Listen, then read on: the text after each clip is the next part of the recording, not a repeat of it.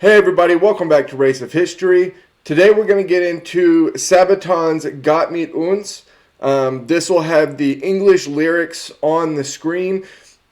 Before we get into it, I had not heard until the last video and the Sabaton history video that there was a theory or idea or even that it had even been considered that King Karl XII was killed by friendly fire, like purposeful friendly fire.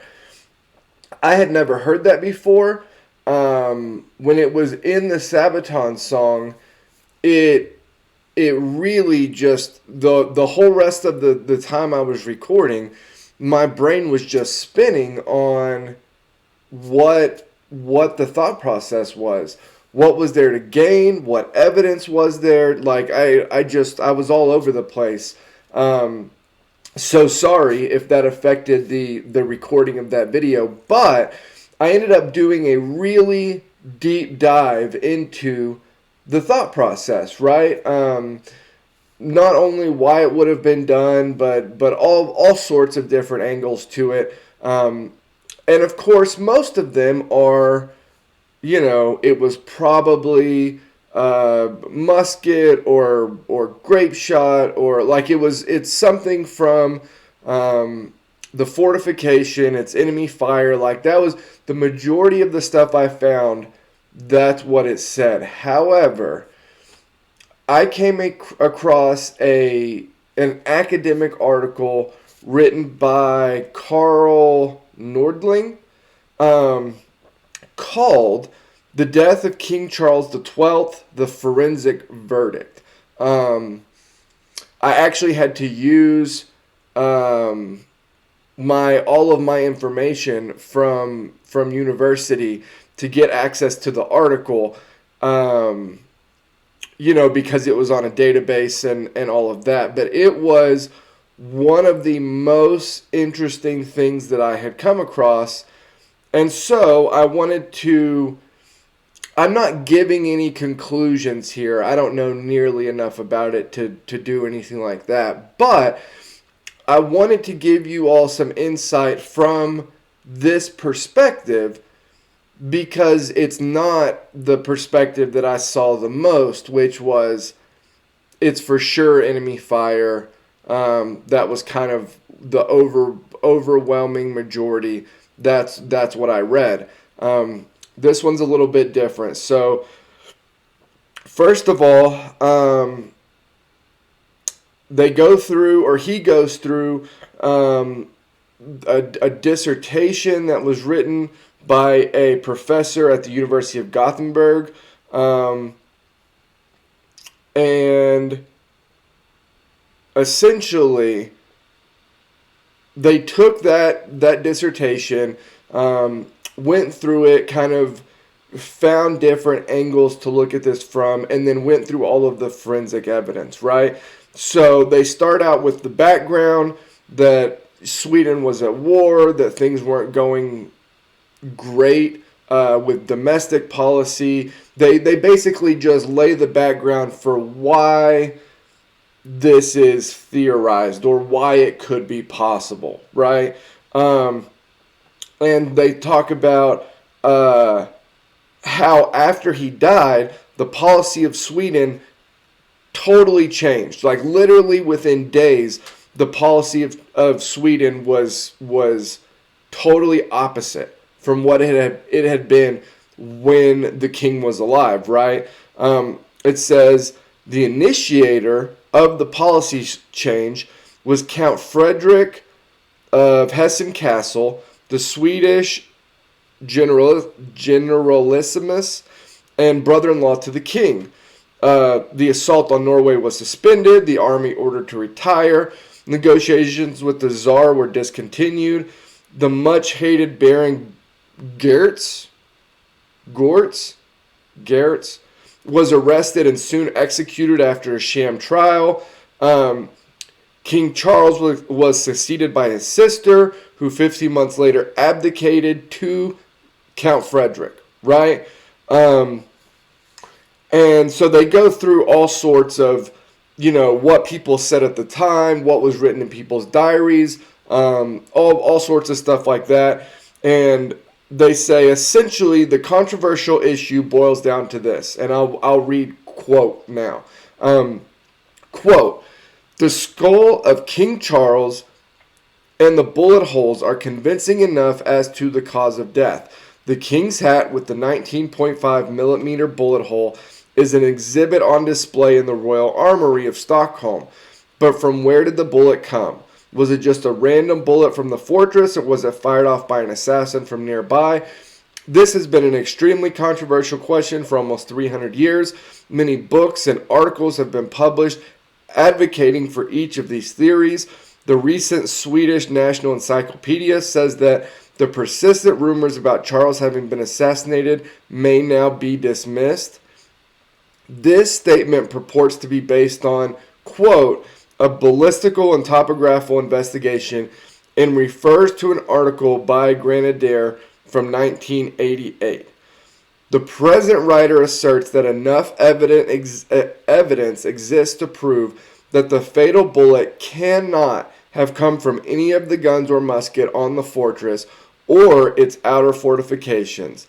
Instead, Rolf Upstrom and I agreed that the ballistic possibility of assassination existed, the motive was prevalent, and that the king's headquarters contained at least one officer capable of making a murder look fairly like a random shot from the enemy."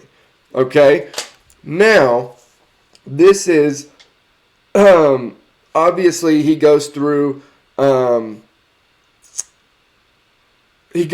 random shot theory, and he talks about velocity and basically all of the things that Grenadier saw during his forensic investigation in 1988, right? It says Grenadier, who was an expert at ballistics, calculated impact velocity for such a bullet at the distance at issue to be 114 meters per second. He considered this velocity to be sufficient for a leaden 19.5 millimeter bullet to pass only just through the king's head and hat. Grenadier also calculated the angle between the missile trajectory and the horizontal plane at the point of impact. He found it to be 9.7 degrees and concluded the king must have tilted his head about 10 degrees to the right. One notes that the king's left glove exhibited at the Royal Armoury displays bloodstains on the left and forefinger as if his hand had been supporting the left cheek when blood was shed from the wound. Another conclusion is that the gunners at Overberg must have used cartouches, cannon shells with grape shot, right? This conflicts, however, with the finding of Month that all of the light guns were furnished with cannonballs only. The heavier guns used grape shots of considerably larger caliber. Obviously, Grenadier's theory is not well founded. So he's saying here that we have known since 1718 that the gunners at Overberg used essentially that all of their light guns had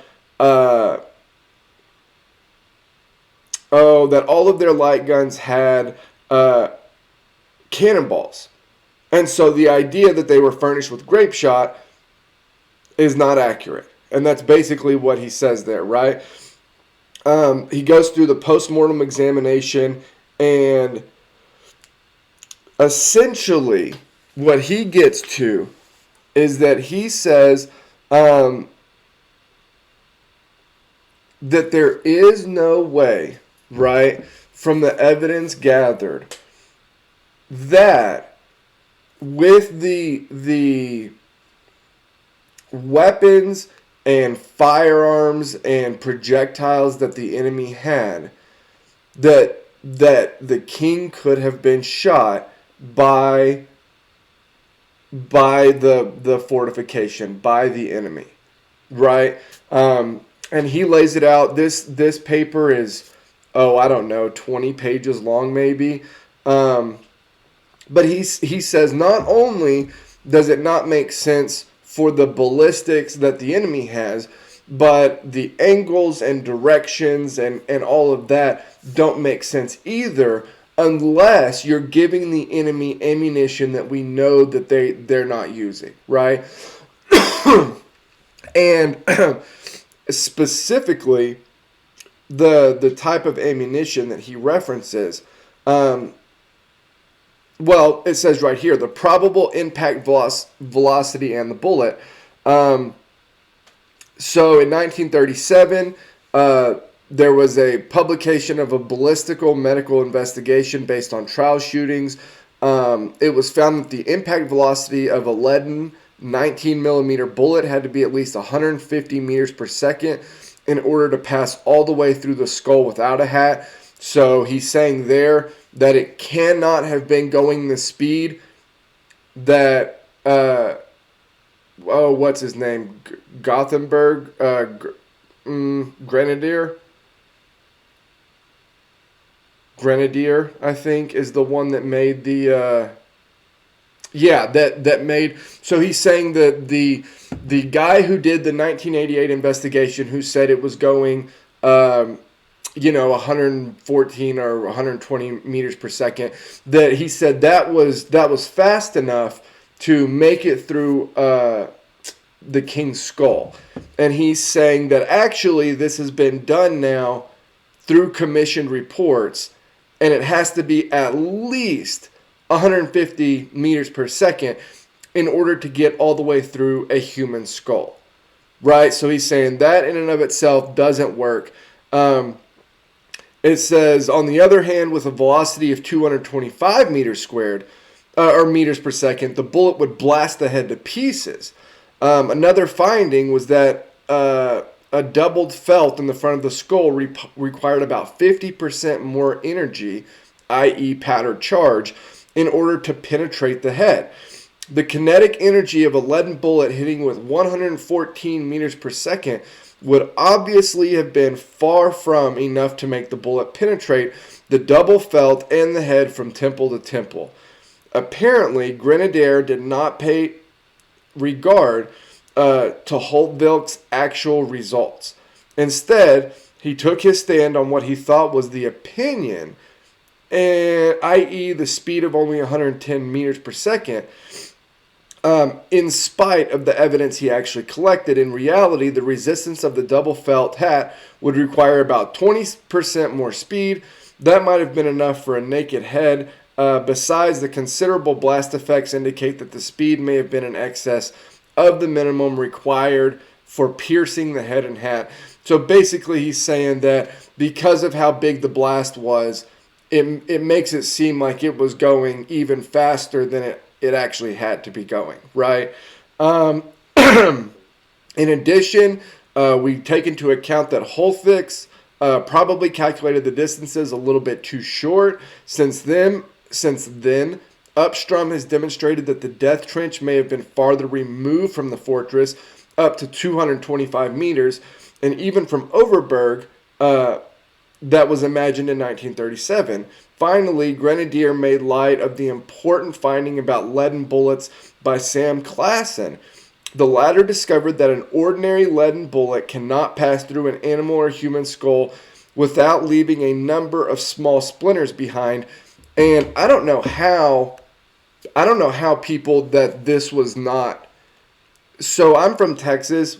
Everybody around here shoots guns, owns guns. If you hit something hard, especially if you hit something like bone, bullets are wild, right? Like that bullet is not going to have the same density when it's taken out versus when you shot it. Like that is, they splinter, they bend, they warp, they do wild things when they hit bone. So the idea that part was kind of just dismissed initially is kind of crazy to me, because I'm like, as somebody who shoots guns relatively often, that seems relatively simplistic. It says, the smallest of these will wedge into the bone and cannot be removed even by flushing the empty skull. The X-ray plates of King Charles' body indicate that the skull contained no such splinters, although there were many in his foot. Consequently, the skull could have not been hit by an ordinary leaden bullet, as was the foot in 1709. There remains the possibility that the lethal bullet was one of iron or silver, and that it was a jacketed leaden bullet, which is rare at the time period, right? Jacketed bullets are extremely common now. They were extremely rare at this time, which is what he gets into. Jacketed bullets were certainly not used by Danish or any army at the time. Only an assassin would cling to such an extraordinary ammunition. Iron bullets were not used as musket ammunition. Could King Charles have been hit by an iron bullet from a cannon on the main fortress? The latter fortification was still too far away, 450 meters, at least when we are dealing with iron bullets. It cannot be totally excluded, however, that an iron bullet from the main fortress could have retained enough kinetic energy to pierce a human head somewhere in the Swedish trench, which was only 180 to 225 meters away.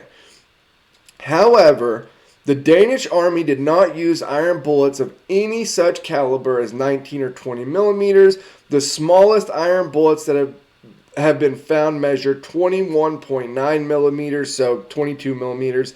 And even these are exceptionally rare. The bullet that killed the king left a hole in his hat with a diameter of 19.5 millimeters. Also, King Charles had no reason to turn his left cheek so much towards the main fortress as the bullet hole requires. Besides, the list of ammunition listed during the siege shows that lighter guns were furnished with cannonballs only.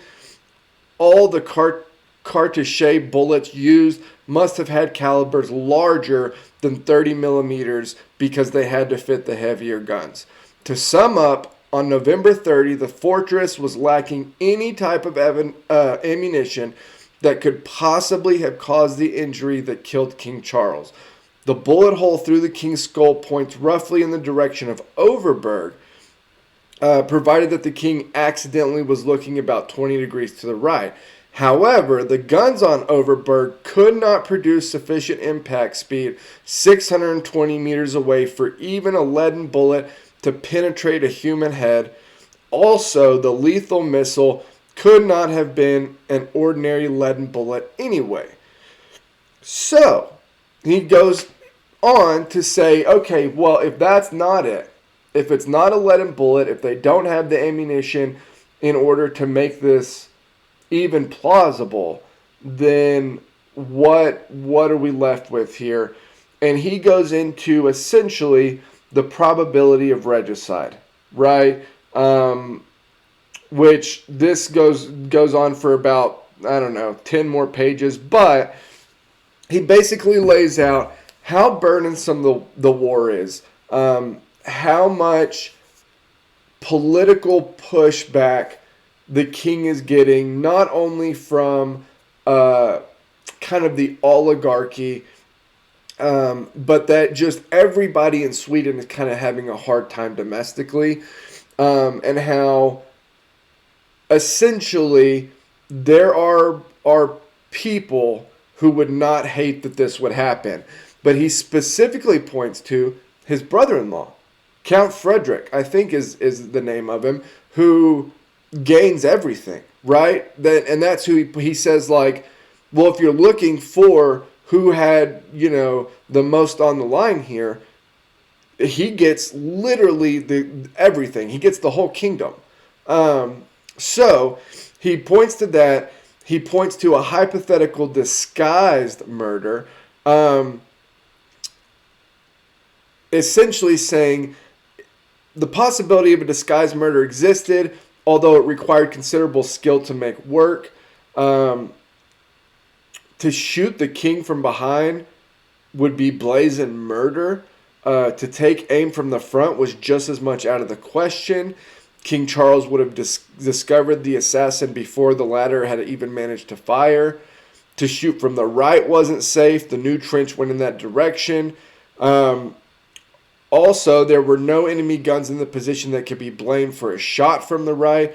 The safest position for the assassin was thus on the left side of the king, the side lit up slantingly from behind by the moonlight that night. The perpetrator could place his musket on top of the breastwork of the new trench near its point of departure. This was probably some 5 to 10 meters to the left of the king. The assassin could wait for the sound of a gunshot from the fortress and fire when he heard it. The muzzle flash from his weapon would be hidden from the officer standing down in the old trench beside the king, and the sound of the shot would mingle with the cannon rumble. In order to muffle the report from the musket, it would be necessary to charge it with only 3 to 4 grams of powder instead of the usual 16 to 20. And it said also doing that would make it mimic the kinetic energy of a long-distance shot.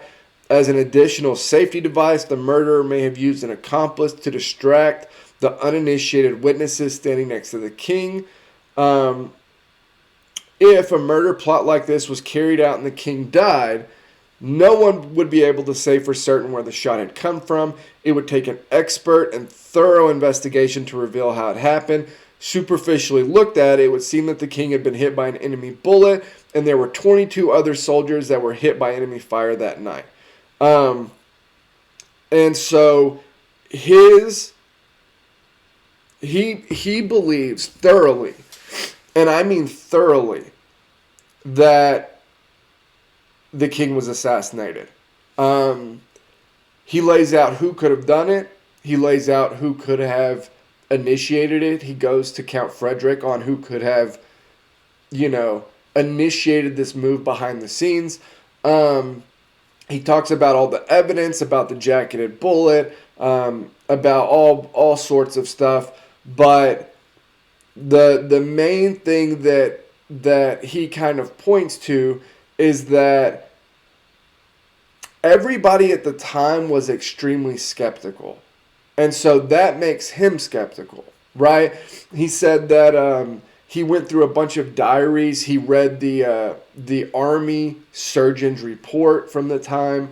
And he actually quotes that report, the entire report, in this paper, where nobody is openly saying he was assassinated, but Jesus, they are working hard to kind of curb around saying he was assassinated. Like I said, this whole thing has been extremely interesting to me. I'm not sure where I fall on it. I don't know enough about it, and I'm still reading and learning and all of that. But this paper was intriguing enough to me to kind of want to lay it out to you guys and give you the case for for him being killed by somebody on his own side. So regardless of what you think, either side, tell me what you think of the report. If there's things you agree with, disagree with, knew, didn't knew, whatever. Let me know. Let me know what you think and all of that. And now we will officially get into the Sabaton song. I'm excited to get into it. Let's do it.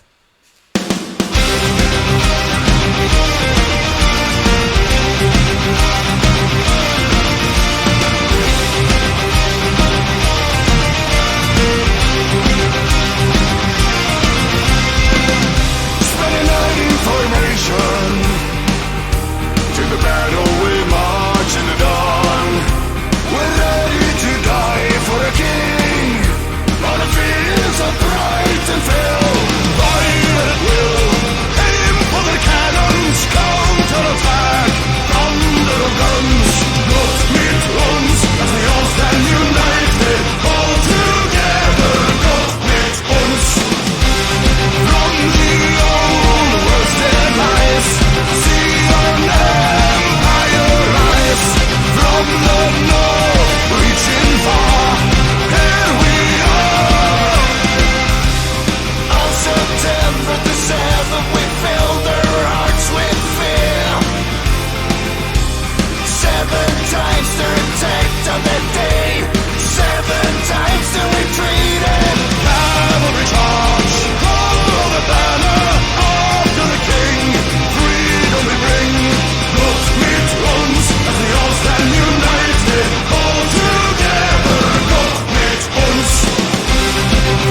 Man, this song sounds really different from all of the other ones that I've heard.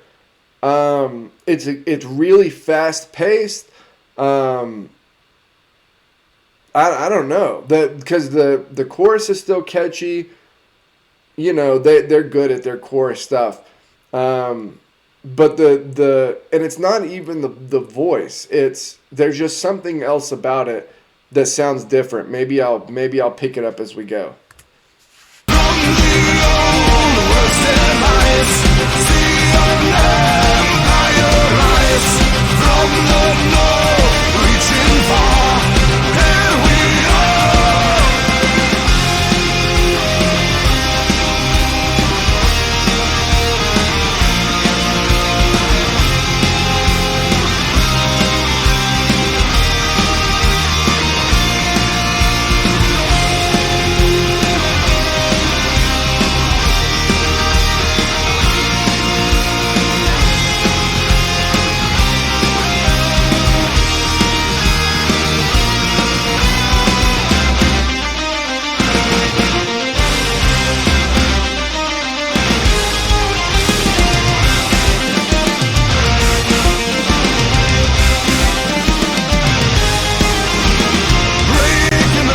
God, this sounds like a song that would be used for a movie, right? Like the epic build up for like on that part of the movie. That's what it sounds like, that type of song. Thousands of soldiers run for their lives. Legend arrives. Gott mit uns as we all stand united. All together. Gott mit uns as we all stand united. All together. Gott mit uns. From the old world's demise, see our empire rise. From the north, reaching far, here we are. From the old world's demise, see our empire rise. From the north, reaching far, here we are. Okay, so that was the English version for Gott Mit Uns. I'm going to have the Swedish version right after this. Sorry if it's throwing y'all off, me doing the English version first.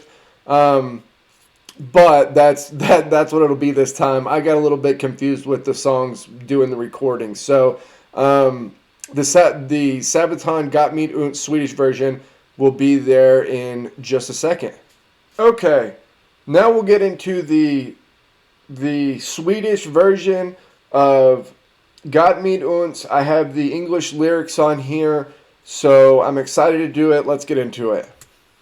I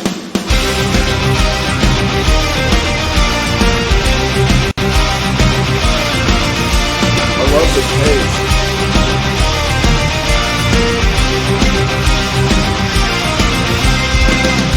Inga vila till natten.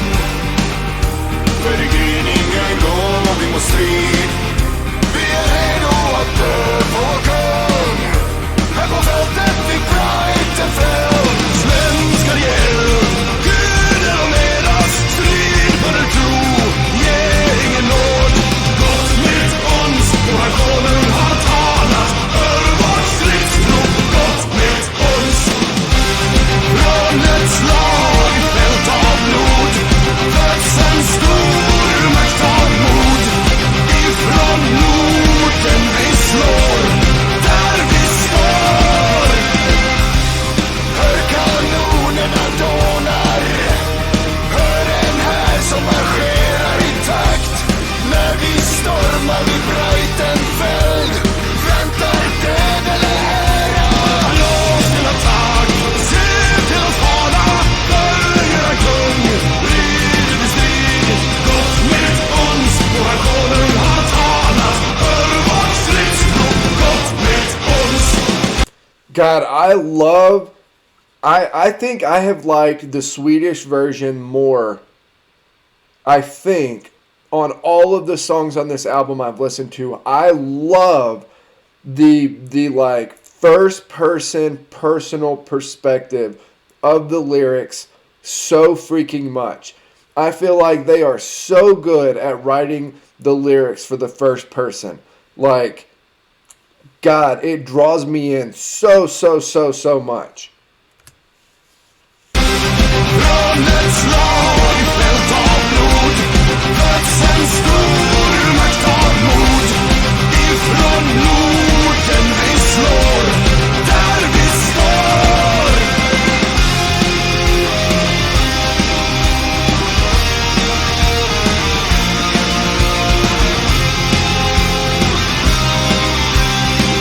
Again, they let their guitar go nuts in every song, I feel like.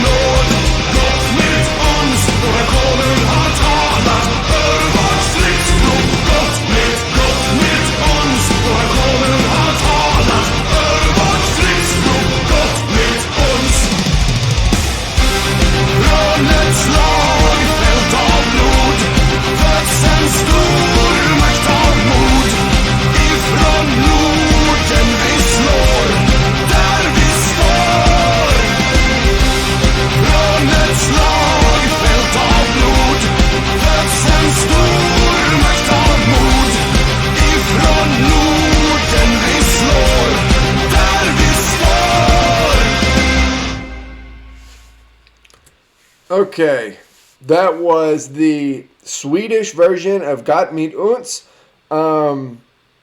Yeah, that was awesome. I loved it. I'm not sure how I'm going to order this, if I'm going to have the English version or Swedish version first, because recording, I actually did the English version first, but I may switch that because I've been doing the Swedish version first and I don't want to throw y'all off. But God, I love the Swedish versions of these songs so much. Yeah, that was great. If you like the video, if you want to support the channel, as always, help me grace the YouTube algorithm. Like, comment, subscribe, and I will see you all next time.